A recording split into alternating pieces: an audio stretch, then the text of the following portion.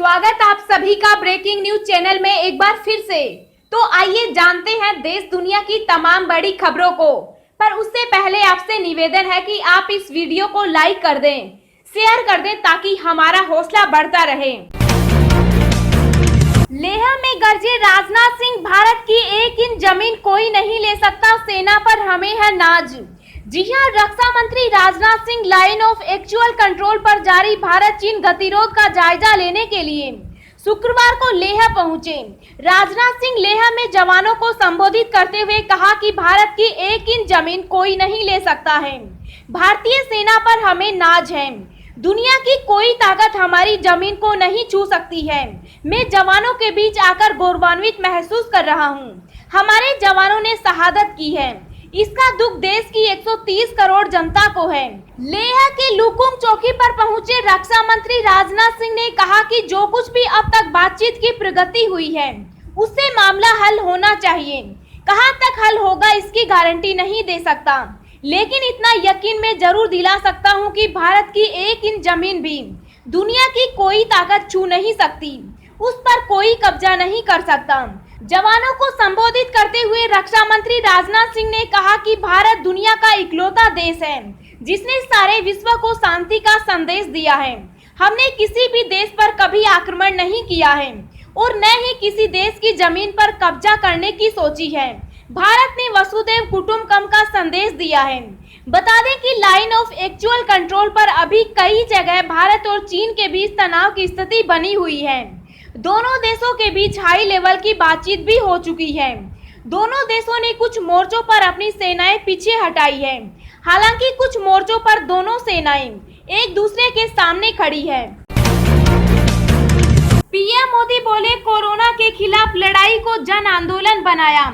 जी हां, पीएम मोदी ने संयुक्त राष्ट्र आर्थिक और सामाजिक परिषद की बैठक को संबोधित करते हुए कहा कि तत्कालीन चुनौतियों के अलावा क्लाइमेट चेंज जैसी लंबी अवधि की चुनौतियां भी हमारी प्राथमिकता में हैं। संयुक्त राष्ट्र सुरक्षा परिषद की अस्थायी बैठक पर भारत के निर्वाचन के बाद यह पहली बार है जब पीएम नरेंद्र मोदी संयुक्त राष्ट्र की बैठक में शामिल हुए। पीएम मोदी ने कहा कि संयुक्त राष्ट्र मूल रूप से द्वितीय विश्व युद्ध के उपद्रवों से पैदा हुआ था। आज महामारी के प्रकोप ने इसके पुनर्जन्म और सुधार के नए अवसर प्रदान किए हैं। आइए हम यह मौका न गंवाएं। पीएम मोदी ने कहा कि जलवायु परिवर्तन से निपटने के लिए हमने अंतर्राष्ट्रीय सोलर अलायंस की शुरुआत की है। हमने स्वच्छ भारत अभियान के रूप में सबसे बड़ी स्वच्छता चलाई है। यही नहीं, हमने सिंगल यूज प्लास्टिक के इस्तेमाल को भी कम किया है। हमारी सरकार ने सभी नागरिकों को छत मुहैया कराने के लिए हाउसिंग फॉर ऑल स्कीम चलाई है, जो यह सुनिश्चित करेगी कि साल 2022 तक सभी देशवासियों के पास अपना घर हो। हमने पिछले कुछ वर्षों में सालाना 38 मिलियन टन कार्बन उत्सर्जन में कमी की है। पीएम मोदी ने कहा कि हमने साल 2025 तक टीपी की पूरी तरह से खत्म करने का लक्ष्य रखा है। विकास के रास्ते पर आगे बढ़ते हुए हम धरा के प्रति अपनी जिम्मेदारियां नहीं भूल रहे हैं। पीएम मोदी ने कहा कि पिछले साल हमने अपने राष्ट्रपिता की 150वीं जयंती मनाई। इस दौरान भारत के 6000 गांवों में स्वच्छता के लक्ष्य को पूरा किया। हमने हमेशा विश्व शांति और समृद्धि की बात कही, चाहे भूकंप, चक्रवात, इबोला संकट या कोई अन्य प्राकृतिक या मानव निर्मित संकट हो। भारत ने तेजी और एकजुटता के साथ जवाब दिया है। कोरोना के खिलाफ हमारी संयुक्त लड़ाई में हमने 150 से अधिक देशों में चिकित्सा और अन्य सहायता उपलब्ध कराई है। भारत में दुनिया की कुल आबादी का 6वां हिस्सा रहता है। हमें अपनी जिम्मेदारी पता है। हमें पता है कि यदि हम विकास के लक्ष्यों को पूरा करते हैं तो ग्लोबल लक्ष्यों को पूरा करने में मदद मिलेगी। पीएम मोदी ने कहा कि दुनिया की प्रगति में संयुक्त राष्ट्र का बड़ा योगदान है। इस साल हम संयुक्त राष्ट्र की 75वीं वर्षगांठ मना रहे हैं। भारत ने संयुक्त रूप से संयुक्त राष्ट्र के विकास कार्यों को समर्थन किया है। संयुक्त राष्ट्र आर्थिक और सामाजिक परिषद के पहले अध्यक्ष भारतीय थे। हमारा सिद्धांत सबका साथ, सबका विकास और सबका विश्वास है। पीएम मोदी ने कहा कि कोरोना जैसी महामारी के बीच हमने आत्मनिर्भर अभियान चलाया। हमारी सरकार ने कोरोना के खिलाफ लड़ाई को जन आंदोलन बनाया।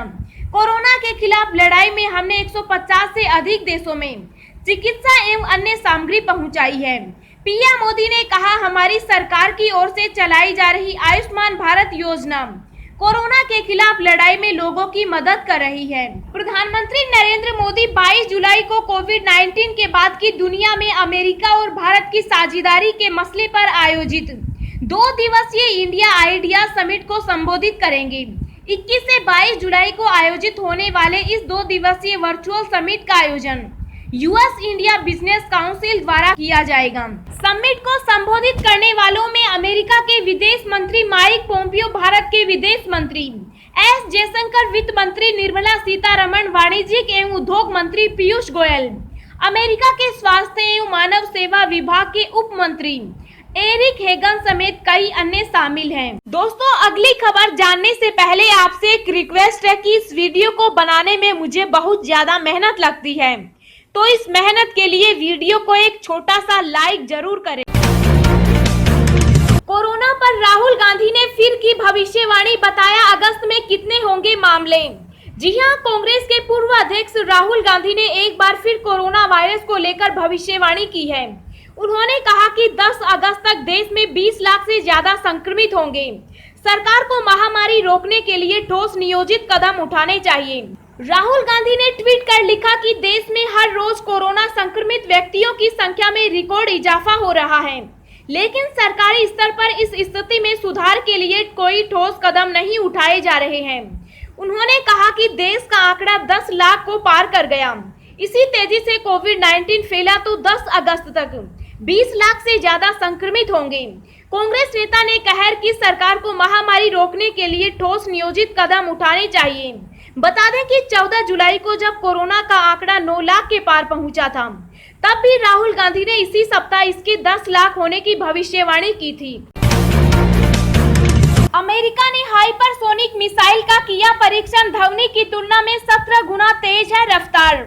जी हां, अमेरिका ने अपनी सैन्य क्षमता को और अधिक मजबूत करने के लिए एक हाइपरसोनिक मिसाइल तैयार की है। इस मिसाइल की रफ्तार ध्वनि की तुलना में 17 गुना तेज है। अमेरिका चीन और रूस को टक्कर देने के लिए अपनी सैन्य क्षमता को धार देता रहता है। CNN की रिपोर्ट में बताया गया है कि इस मिसाइल का परीक्षण प्रशांत महासागर के ऊपर किया गया है, जहां इसके नतीजे सफल आए। अमेरिकी सेना के एक वरिष्ठ अफसर ने बताया, मिसाइल का परीक्षण प्रशांत महासागर के ऊपर सफल रहा। राष्ट्रपति डोनाल्ड ट्रंप ने मई महीने में ही इस तरह की मिसाइल का जिक्र किया था। उन्होंने कहा था कि अमेरिका एक हाइपरसोनिक मिसाइल तैयार करने की कोशिश कर रहा है। स्वस्थ कोरोना मरीजों में दिख रहे हैं कुछ इस तरह के लक्षण। जी हां, सामने आ रहे कोरोना वायरस से ठीक हो चुके मरीजों में 2 महीने बाद भी कुछ इस तरह के लक्षण नजर आ रहे हैं। अध्ययन में कहा गया है कि 2 महीने बाद भी स्वस्थ हो चुके लोगों में कोरोना से संबंधित कई लक्षण नजर आ रहे हैं। यह चिंताजनक स्थिति हो सकती है, क्योंकि ऐसा हुआ तो कोरोना वायरस का प्रसार कम होने की बजाय बढ़ता ही जाएगा। यह अध्ययन इटली में किया गया है। अध्ययन में शामिल शोधकर्ताओं का कहना है कि हमने कई ऐसे कोरोना से स्वस्थ हो चुके लोगों में 2 महीने बाद थकावट महसूस करने जैसे लक्षण देखे हैं। इटली में हुए इस अध्ययन में लगभग 143 लोगों को शामिल किया गया।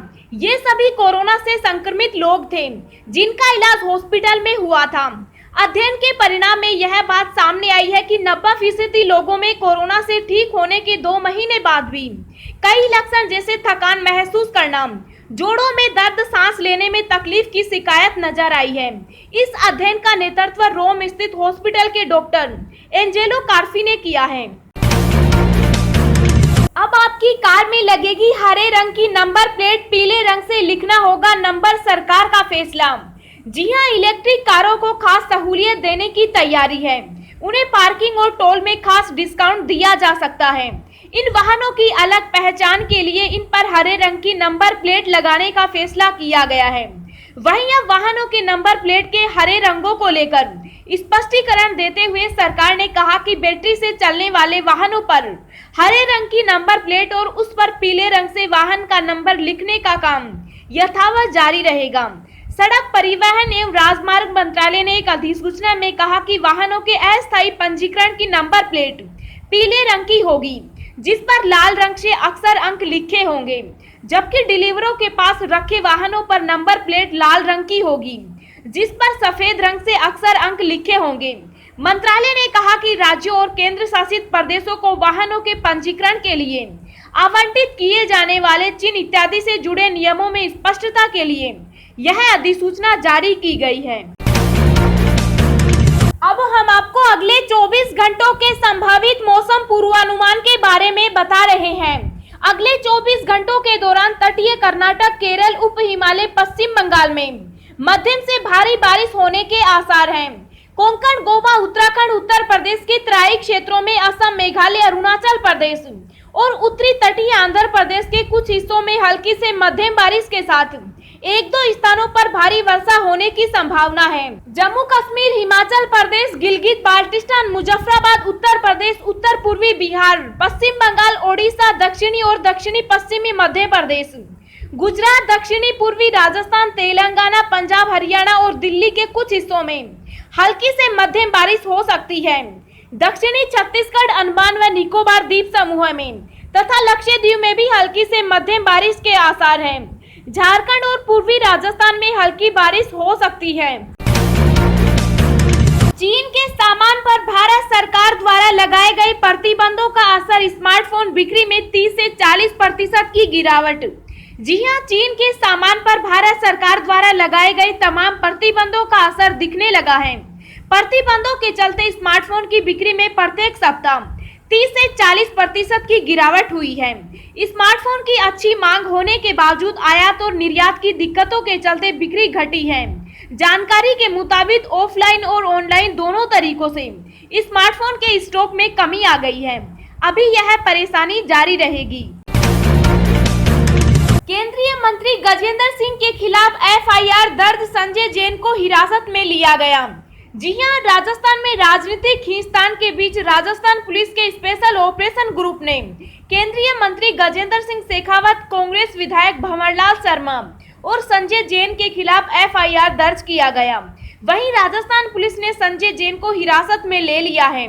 बता दें कि कांग्रेस पार्टी लगातार आरोप लगा रहा है कि भारतीय जनता पार्टी ने षड्यंत्र रचकर राज्य की कांग्रेस सरकार को गिराने का प्रयास किया है और सचिन पायलट ने इस षड्यंत्र में भारतीय जनता पार्टी का साथ दिया है।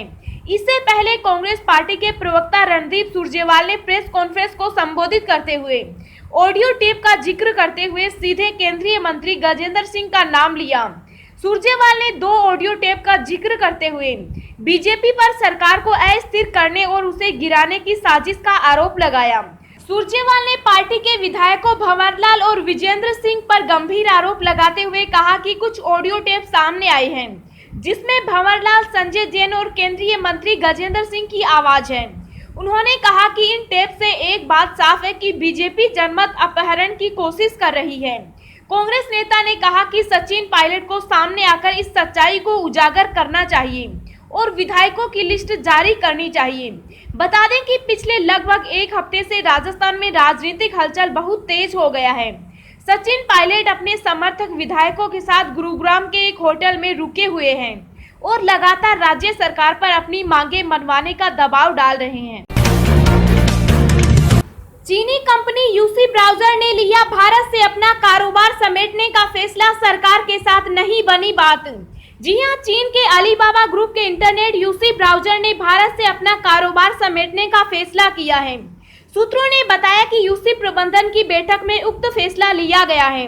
इससे पहले यूसी ब्राउजर के यूसी न्यूज के भारतीय ऑपरेशन को भी बंद करने की खबर आ चुकी है।